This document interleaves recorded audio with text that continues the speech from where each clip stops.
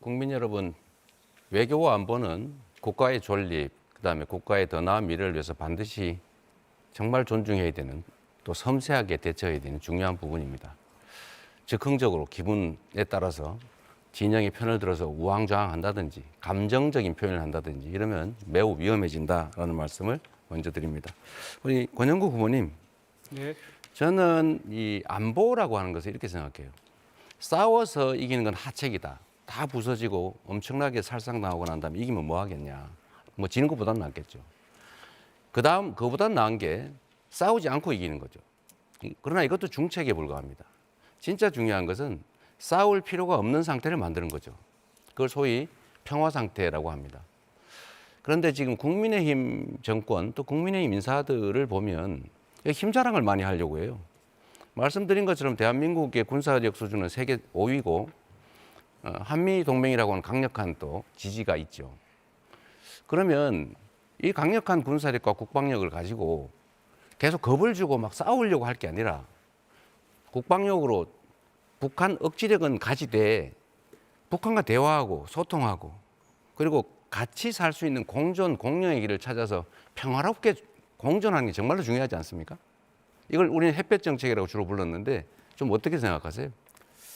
네, 제가 이번 대선 기간 동안에 접경지를 두 곳을 들렸습니다. 파주하고 철원입니다. 그런데 그분들이 대남방송 그리고 오물풍선 네. 이 긴장 때문에 거의 밤에 잠을 자지 못한다고 합니다. 네. 실제로 윤석열 정권이 들어서서 자신의 비상계엄 조건을 만들어내기 위해서 굉장히 위험을 하고 갈등을 조장했잖아요. 여기에 대해서 정말로 국민의힘 김문수 후보께서는 사죄해야 된다고 저는 생각합니다. 네, 전적으로 저도 공감합니다. 국민의힘이 하는 방식을 보면 그 정말로 국민과 국가 전체를 생각하지 않아요. 북한에 대해서 강경 입장을 취하기만 하는 것이 능사가 아니지 않습니까? 우리 김문수 후보님, 네. 그 하나 좀 저 물어보겠습니다. 김문수 후보님은 우리가 핵무장 해야 된다 이런 입장이시잖아요. 핵무장이라고 핵균형을 이루어야 된다 이겁니다. 이제 핵무장을 그래 해야 균형을 이루죠. 핵무장을 아닙니까? 안 하더라도 한미 또 동맹 핵무장 하자는 겁니까? 하지 말자는 겁니까? 그것은 굉장히 신중하게 한미 동맹의 유지 범위 내에서 해야 됩니다.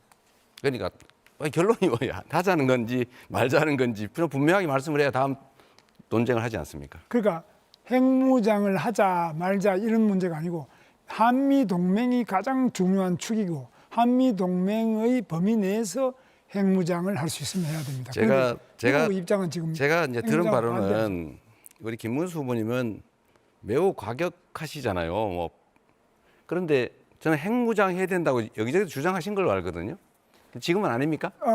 주장한 바 없어요? 핵무장을 하지 말자는 이야기가 아니에요. 제가 다시 말씀드리면 핵무장을 한다고 미국과의 한미 동맹이 깨져버리면 그는 핵무장하는 효과가 없습니다. 그러니까 핵무장 하자는 쪽이잖아요. 아니 그거는 해결하자 이렇게 말할 수가 없어요. 아, 그래요? 그러니까 한미 동맹을 왔다 갔다 하는 게 우리 한미 간의 협의를 알겠습니다. 통해서 네. 할 수 있으면 자, 하도록 이랬다 노력하겠습니다. 저랬다 뭐 핵무장 하자 그랬다가 안 하자 그랬다가 이제 왔다 갔다 하는 게 입장인 것 같아요. 그러면 하나 더 물어보겠습니다. 핵 잠재력 확보를 공약했어요? 그렇습니다. 핵 잠재력 확보가 뭔지 혹시 설명해 줄 수 있어요?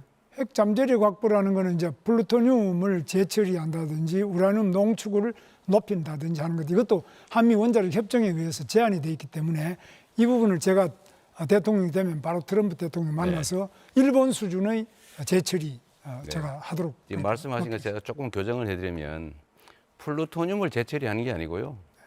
사용 후 핵 연료를 재처리해서 플루토늄을 추출하는 겁니다. 네. 그리고 핵 연료 주기를 완성한다고 해서 우라늄 농축 권한을 우리가 부여받고 그걸 사용한 다음에 사용 후 핵 폐기물 처리해서 플루토늄을 추출하고 축약해서 관리한다 이런 의미라는 거 말씀을 드리겠습니다. 정확한 의미를 잘 모르시는 것 같아서요. 모른다고. 자, 하나 물어보겠습니다. 제가 모른다는 거를 저는 원자력 발전소와 하겠습니다. 플루토늄 처리하는 데든지 규칙을 농축하는 데 지켜가면서 다 하시죠. 가봤어요. 주도권 토론이므로 질문하면 네. 됩니다. 질문하면 좀 답을 해주세요. 미국과의 핵 공유 또 전술핵 재배치 공략하셨죠? 그렇습니다. 맞습니까? 맞습니다. 지금 핵 공유를 미국이 안 한다는 게 원칙적인 입장인데 그런 공약이 실행 가능합니까? 실현 가능하고 그것을 위해서 한미 간의 정상회담을 통해서 신뢰를 통해서 하는데 핵 공유의 방식도 다양합니다. 그 나토식도 있고 또 다른 우리 한국식의 독특한 핵 공유 방식도 얼마든지 협의를 통해서 할 수 있습니다. 그리고 또 여러 가지 핵 잠수함이든지 또 이런 것들 충분하게 한미 간의 정상회담을 통해서 잘 추진하고 발전시켜 나갈 계획입니다. 이 전술핵을 한반도에 재배치하면요, 북한에게 비핵화를 요구할 수가 없어요. 한반도 비핵화가 대한민국의 합의된 정책 아닙니까? 그런데 우리가 핵을 여기다 설치해 놓으면 북한 보고 비핵화해라 할 수가 없는 것 같고요. 또 한 가지는 지금 한국의 핵무장 시도를 의심을 해가지고 북한이, 미국이 이거 민감 국가를 지정했다는 그런 설도 있는데 이런 식으로 예를 들면 말씀하신 것처럼 핵 잠재력을 확보하겠다 이렇게 얘기를 하면 미국이 계속 의심을 해서 사실은 그런 길도 봉쇄가 되죠. 그래서 저는 드리고 싶은 말씀이 실행 가능한 얘기를 하자. 미국이 수용 가능한 걸 하자. 그리고 이런 식으로 그냥 되는 대로 던지고 여기서는 핵무장 얘기했다. 저기 가서는 또 핵 잠재력 확보 뭐 이런 얘기했다. 왔다 갔다 하시는 거 바람직하지 않다. 이 지적을 드립니다. 네, 이재명 후보의 주도권 토론 여기서 마무리하고요.